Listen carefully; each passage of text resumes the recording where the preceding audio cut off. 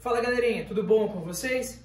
Ó, seguinte, gravei uma videoaula aqui para poder ajudar vocês nesse período da quarentena, beleza, sexto ano?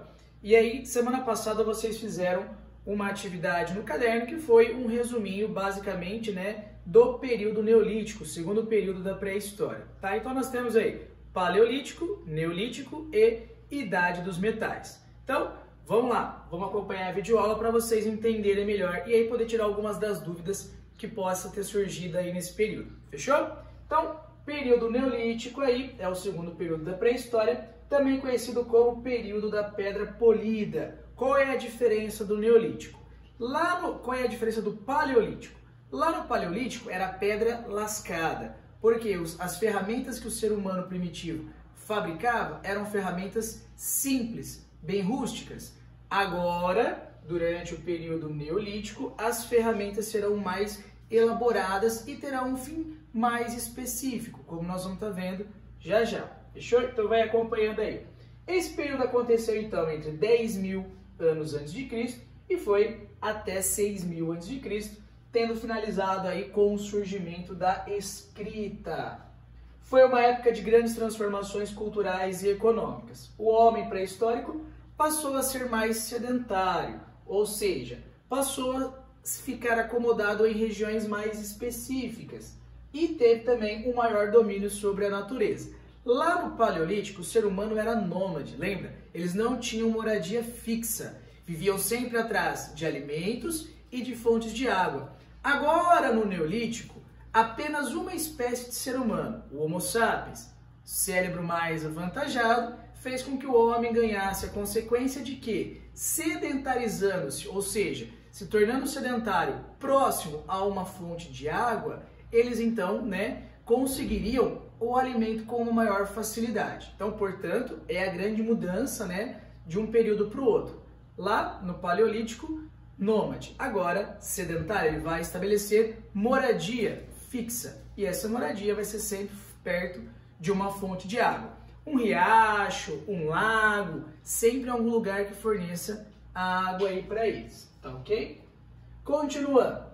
Então, além da sedentarização, começaram a surgir aí as primeiras aldeias, tá? Sempre próximas aos rios, porque o lugar era estratégico. Não só havia a fonte de água, mas também você vai ter ali a terra fértil, próximo a essas fontes de água. Essa terra fértil aí vai passar a servir, para as técnicas de colheita. Ou seja, a gente fala que o período neolítico também é conhecido como o período da revolução agrícola. O ser humano passa a desenvolver as primeiras técnicas de agricultura próximos a essas fontes de água, tá? Outra coisa, nesse período o ser humano começou também a domesticação de animais, e esses animais eram usados para o trabalho.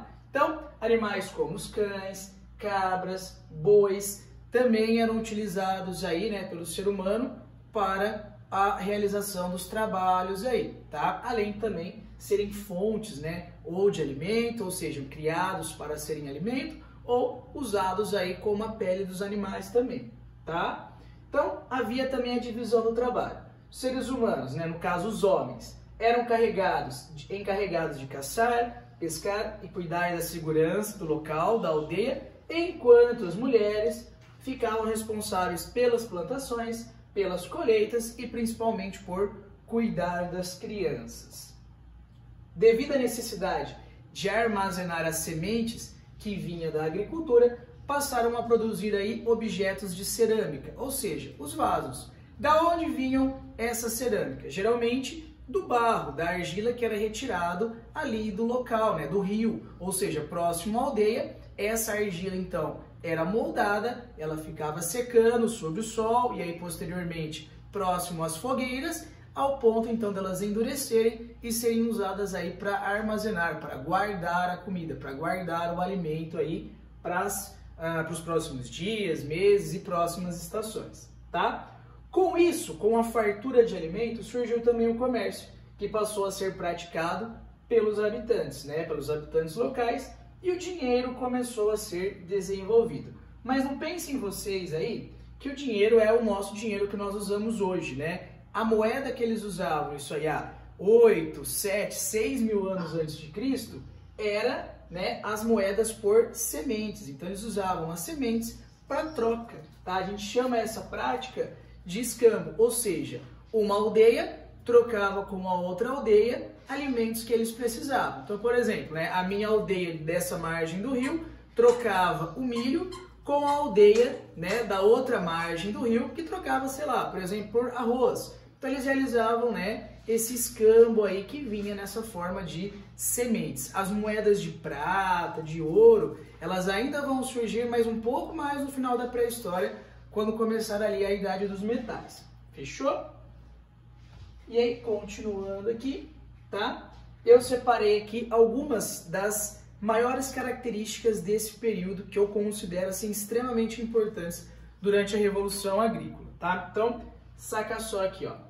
Então nós temos aí alterações climáticas que elevaram o nível do mar e aqueceram diversas regiões. Então o ser humano passa a modificar a natureza, o espaço à sua volta. Surgimento de florestas tropicais e temperadas, além de grandes rios e também o processo de desertificação, à medida que o homem foi ali, né, cortando as árvores para poder fabricar as suas ferramentas.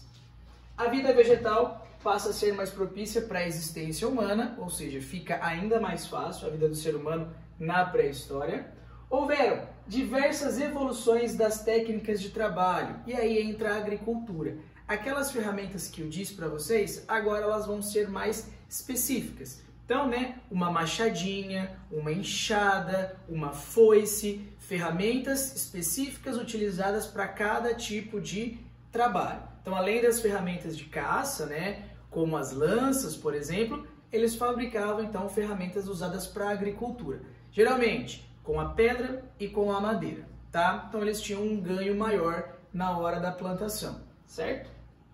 Outra coisa, houve também evoluções das técnicas de trabalho, tá? Então o trabalho ficou mais especializado. Dentro do grupo, você além da divisão homem e mulher, homens responsáveis pela caça, homens responsáveis pela pesca, algumas mulheres responsáveis aí exclusivamente pelo plantio, outras por cuidar das crianças, então você vai ter uma diversificação, uma divisão maior do trabalho, fechou?